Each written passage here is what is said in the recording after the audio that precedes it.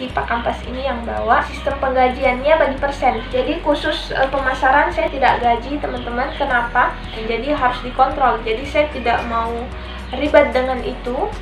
Saya tidak mau pusing dengan itu. Makanya saya bagi persen. Caranya, khusus di video kali ini saya mau bahas tentang cara manajemen saya dengan suami, cara manajemen SDM atau karyawan di Bakery, kemudian jumlah yang saya pakai dalam produksi roti, kemudian gaji, proses penggajiannya seperti apa. Yang selanjutnya yang akan kita bahas itu resiko apa yang saya hadapi dengan suami dalam merintis dan menjalankan bisnis roti ini. So teman-teman, bagi yang merasa membutuhkan informasi ini, please banget jangan di skip, karena di setiap detiknya ada informasi yang penting. Oke?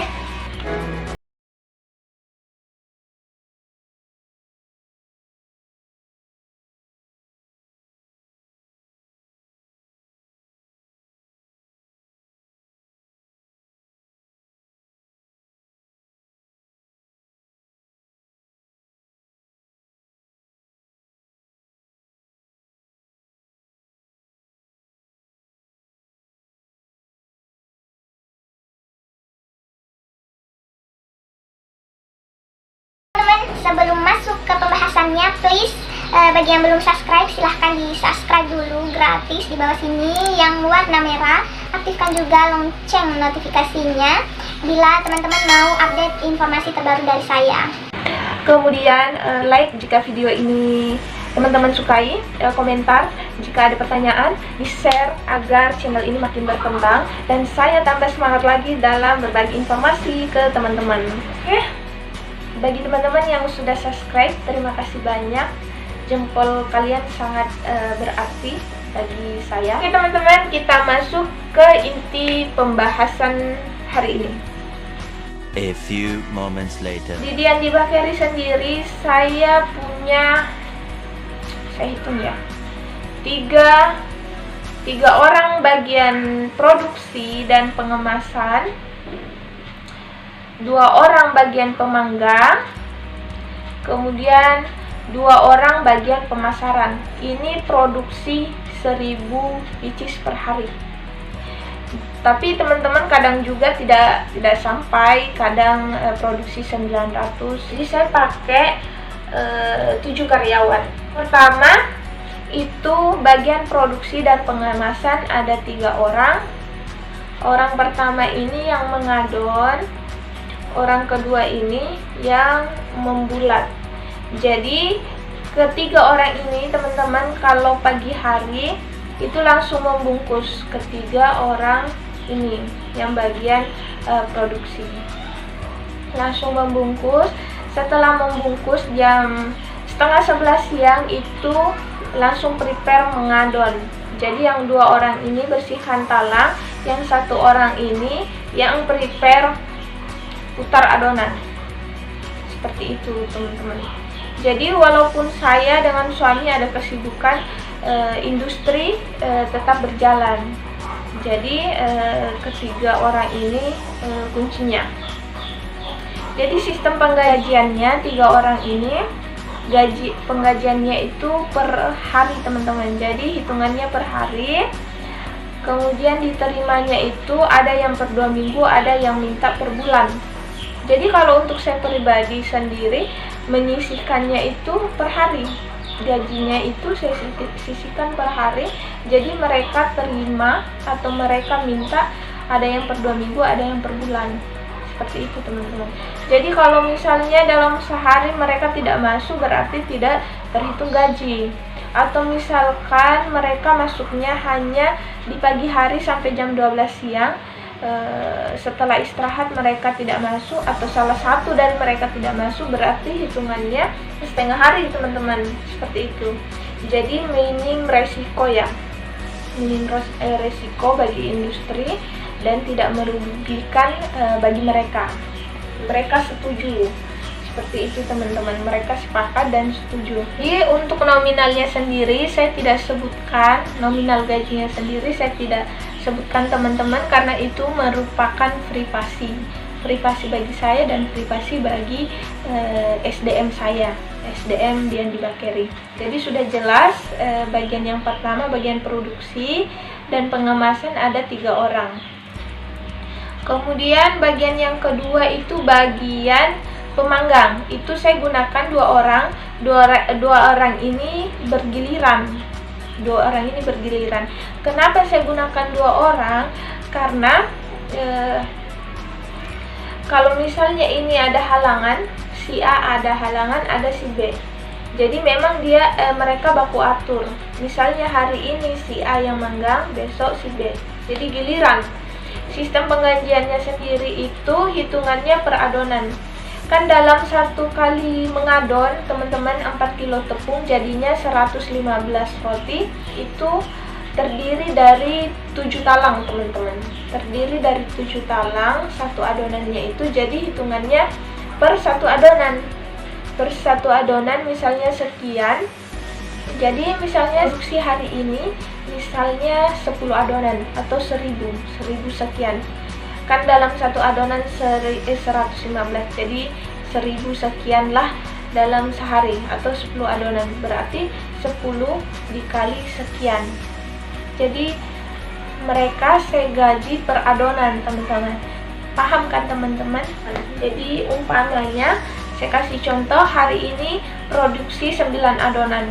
Kemudian si pemanggang masuk, keduanya masuk.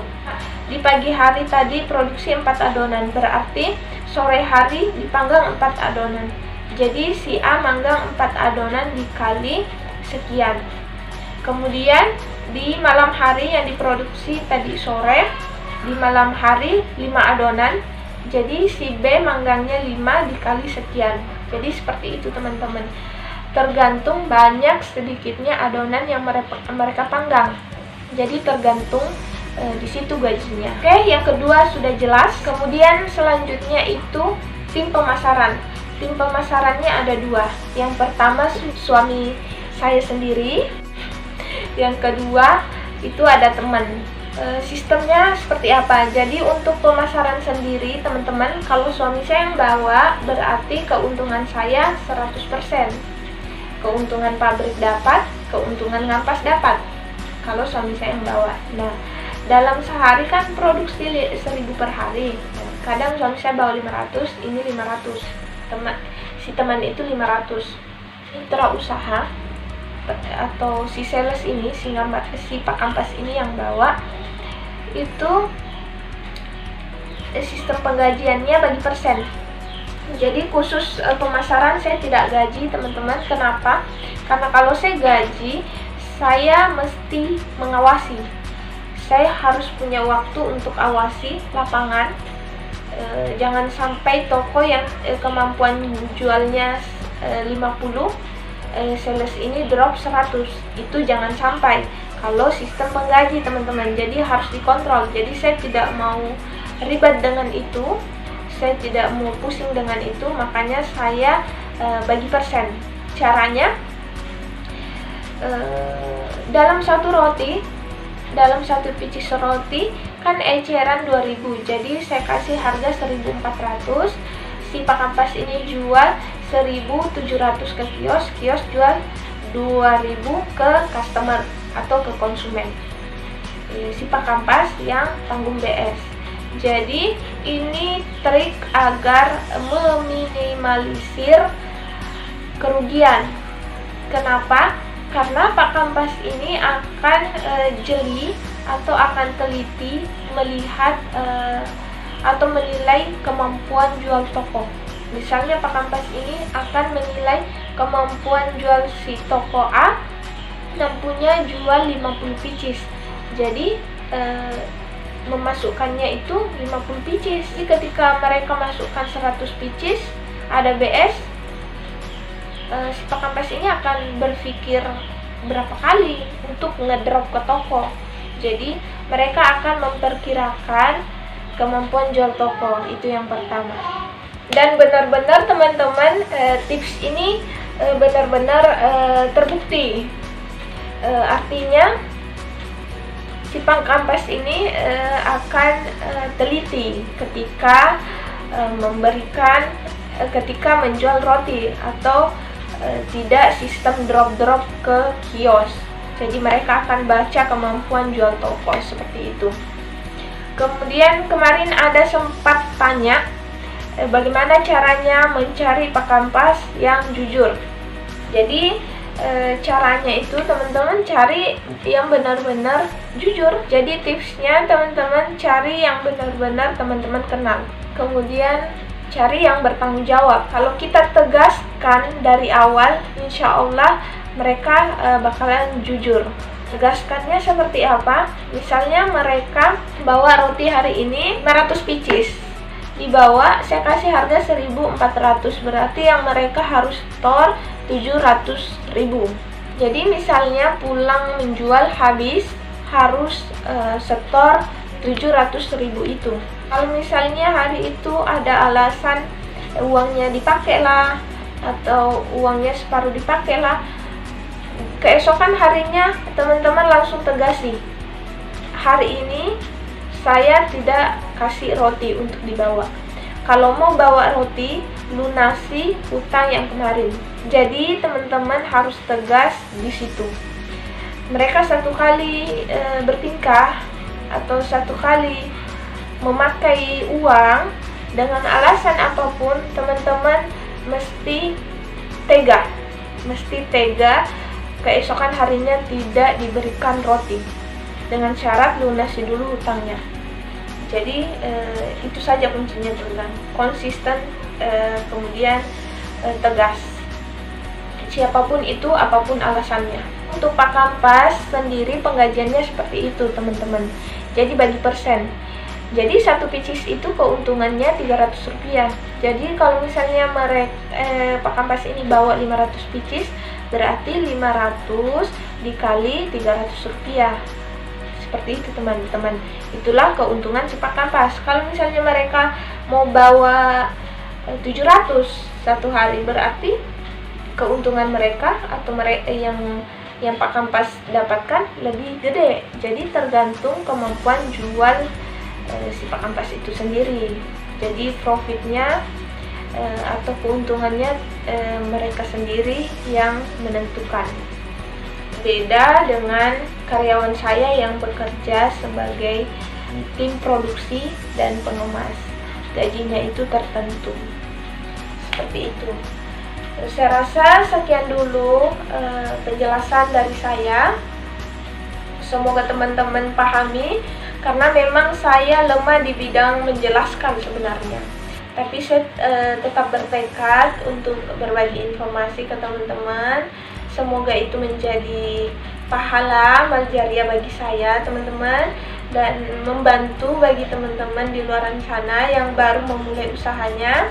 Kita sama-sama belajar di sini. Saya juga dengan suami masih sangat belajar. So, jangan sungkan bertanya. Jika ada yang mau ditanyakan, langsung saja komen, atau kalau saya slow respon bisa langsung DM Instagram saya, ada di sini. Oh ya teman-teman, hampir kelupaan. Yang terakhir, pembahasan yang terakhir itu resiko. Risikonya kita mempunyai bisnis home industry seperti ini. Jadi resikonya itu harus kuat mental, kuat hati, dan punya akal yang sehat.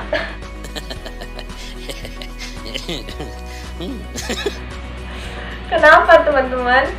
Karena kita mengontrol, berhadapan dengan beberapa manusia dengan beda karakter. Jadi kita harus pandai-pandai mengayomi, pandai-pandai mengontrol. Jadi resikonya di situ. Kita harus pandai-pandai profesional. Itu yang pertama. Kemudian resikonya yang kedua itu di pangkampas itu tadi. Jadi kalau kita menemukan pangkampas yang kurang jujur, jadi tipsnya hanya satu, tegas dan tidak boleh pakai perasaan kasihan tidak boleh. Di dalam berbisnis, perasaan kasihan tidak boleh.